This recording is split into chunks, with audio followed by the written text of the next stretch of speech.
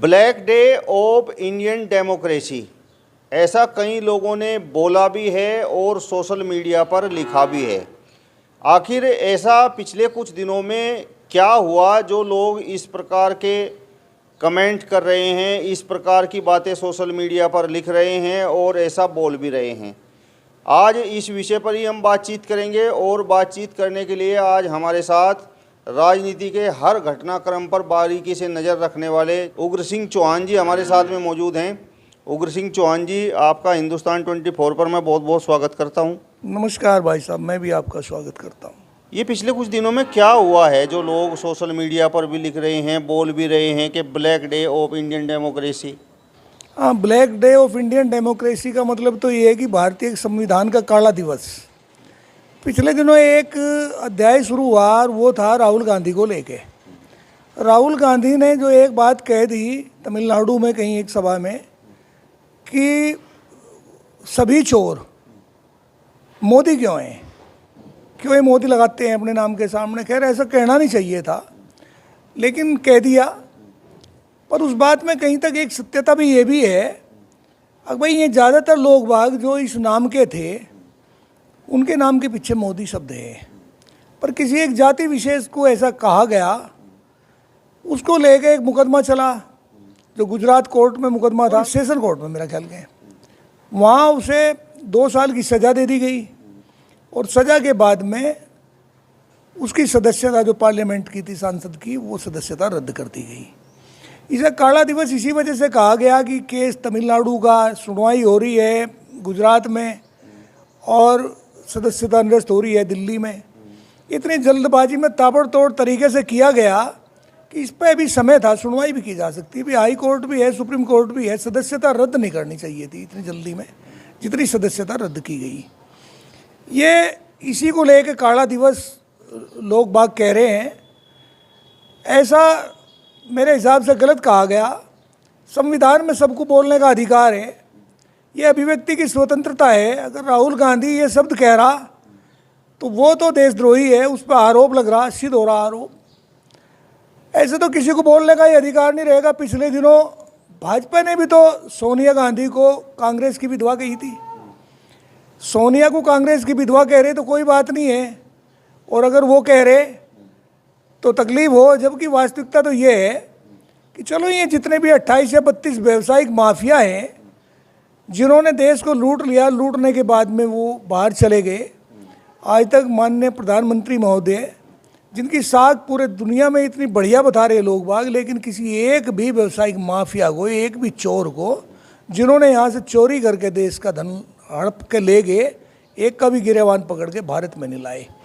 और फिर दूसरा ये कि जो बहुत नीचे के पायदान का आदमी आज इतने शिखर पे पहुंच गया, अडानी, उसके बारे में सवाल उठाना ये राहुल गांधी ही कर रहा। राहुल गांधी के अलावा तो किसी दूसरे ने ऐसा शब्द कहा नहीं। कोई कहता नहीं, पता नहीं, बोलते हुए डरते हैं। जो बोलेगा वही गद्दार है, देशद्रोही है। अभिव्यक्ति की स्वतंत्रता संविधान में मात्र कहने के लिए रहेगी, लेकिन ऐसे में ऐसा लग रहा कि बोलना अपराध है। आपने अभी कहा कि एक निचले पायदान से अडानी बहुत ऊपर पहुंच गया, तो उससे मतलब दिक्कत क्या है? नहीं, दिक्कत तो ये है कि अडानी का कोई योगदान तो देश में नहीं है ना भाई। इतने जल्दी में इतने शिखर तक वो आदमी पहुंचा, आखिर उसका स्रोत क्या था, वो पैसा कहाँ से आया? यही तो राहुल गांधी पूछते हैं। राहुल गांधी ये उन्होंने उसे मित्रता की संज्ञा देते हुए कहा कि इतना पैसा उसके पास कहाँ से आया, क्या साधन थे, क्या संसाधन थे।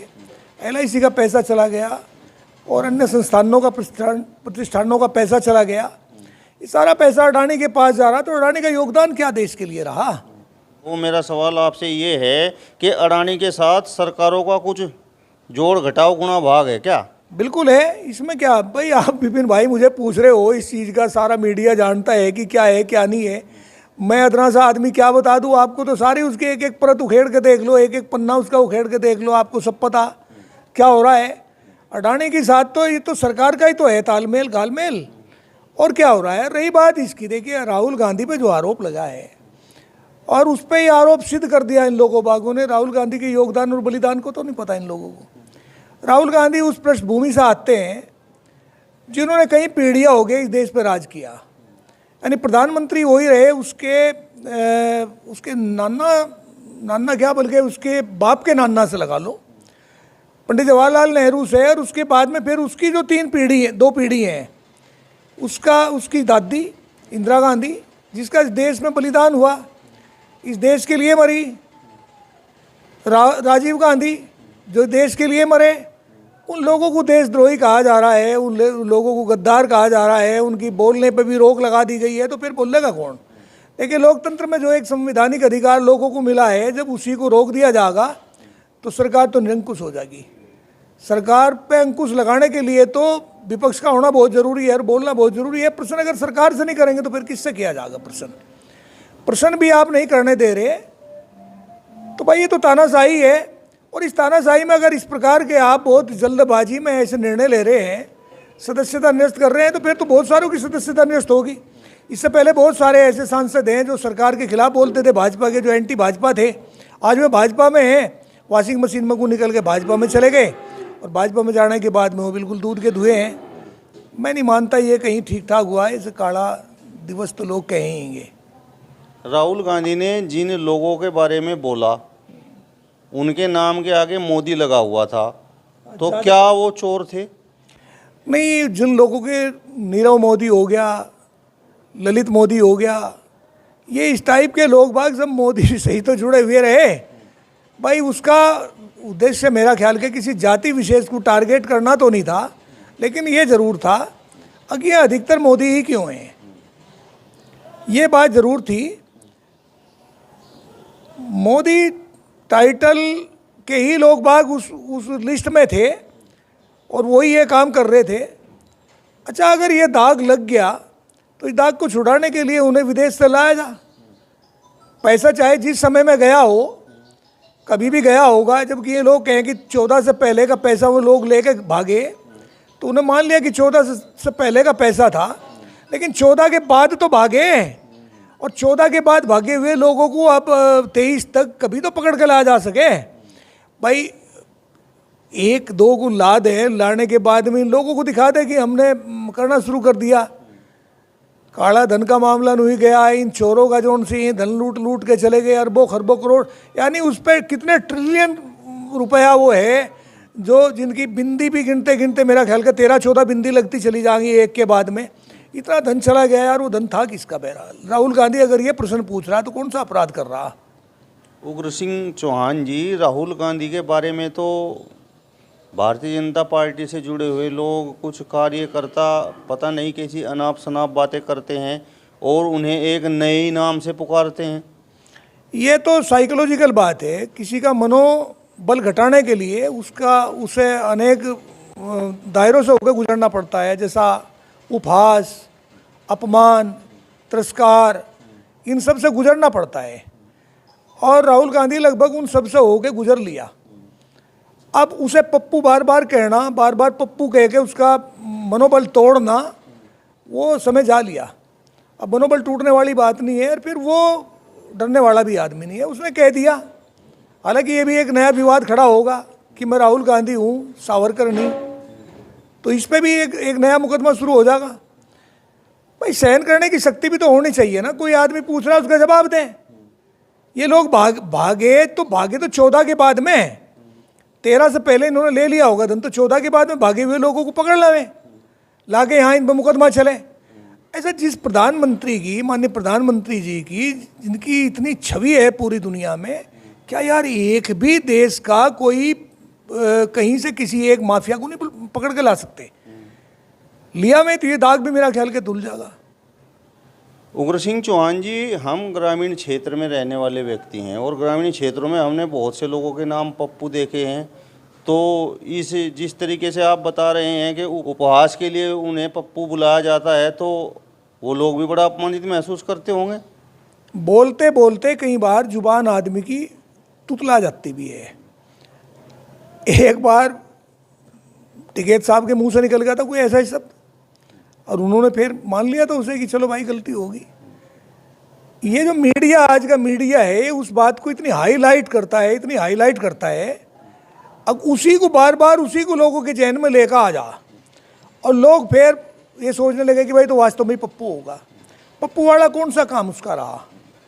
भाई उसकी भाषा शैली में जरा सा परिवर्तन हो सकता है, उतनी मधुर ना हो, लेकिन बोलता तो ठीक है। जो सवाल वो करता है उनमें तो कहीं पप्पू पना नहीं झलकता, लेकिन पप्पू बार बार कहना किसी भी आदमी को आप लगातार 15 दिन या 20 दिन लगातार उसे पागल पागल कहना शुरू कर दो, तो आगे पीछे देखेगा कि कहीं मैं पागल हो ही तो नहीं गया। तो यही बात इनकी थी कि राहुल गांधी को आप पप्पू पप्पू पप्पू कहना शुरू कर दो। पप्पू कहा तो पप्पू हो थोड़ा ही गया कहने से इनके, आज पप्पू नहीं, आज तो कुछ और बना बैठा हो। ये पप्पू जिसे पप्पू कहते हैं वो कुछ ठप होते हैं क्या? मतलब दिमाग वगैरह कुछ उनके अंदर नहीं होता क्या? ये उन लोगों की बात है जिन्हें ज्ञान नहीं है इस चीज़ का। पप्पू तो बहुत अच्छे लोगों, बच्चों के भी नाम हो, लोग बाग तो अपने बड़े प्यारे से बच्चे का नाम पप्पू रख लेते हैं। और पप्पू तो अक्सर हो ही है। ये एक्चुअल में है क्या कि जो बड़ा सुंदर सा, बड़ा भावुक, बड़ा सही ऐसा बच्चा किसी के घर में हो तो उसे पप्पू कहा जा। पप्पू तो ऐसा ही उसे इन्होंने राहुल को कहना शुरू कर दिया, इन्होंने दूसरे नज़रिए से कहना शुरू कर दिया। इनका वो नज़रिए की बजाय दूसरा, पप्पू है तो पागल है, इसे कुछ नहीं पता, ये तो अनजान है, अनभिज्ञ है। अनजान नहीं है वो, अनभिज्ञ नहीं है, उसकी एक एक बात बड़ी मजबूत है। लेकिन हम लोग बात कहीं और किसी प्रवाह में बहे जा रहे हैं, हम धारा के साथ साथ बह रहे हैं, धारा के विपरीत बह के नहीं देख रहे। धारा के विपरीत बह के देखें ना तो तब पता लगेगा है क्या वास्तव में। पप्पू नहीं है, पप्पू बनाया गया, और जो मुद्दे वो उठाता है वो एक पप्पू का काम नहीं है। यहाँ तो फिर सरकार में बहुत बढ़िया बढ़िया गैर पप्पू भी लोग बाग बैठे, जो पप्पू नहीं है, जिनके नाम बहुत अच्छे अच्छे नाम हैं, वो उठा लो सवाल। सवाल तो कोई उठाता नहीं, सवाल तो उठा रहे राहुल गांधी, नाम रख दिया पप्पू। मैं जवाब दे दो आप पप्पू का। सदस्यता रद्द तो एक बार इंदिरा गांधी की भी करी गई थी, मेरे विचार से, मेरे ध्यान है शायद राजीव गांधी की। सदस्यता रद्द से क्या हुए है, लोकतंत्र है ये तो। इस बार ये सारी पार्टियों को इकट्ठा करवा देंगे इस बहाने से, और 24 में इसका खामियाजा जो है गलत ही होगा। चलिए, तो उग्र सिंह चौहान जी को आपने सुना। फिलहाल इस वीडियो में बस इतना ही। अगली वीडियो में फिर आपसे मुलाकात होगी, तब तक बने रहिए हिंदुस्तान 24 के साथ। नमस्कार।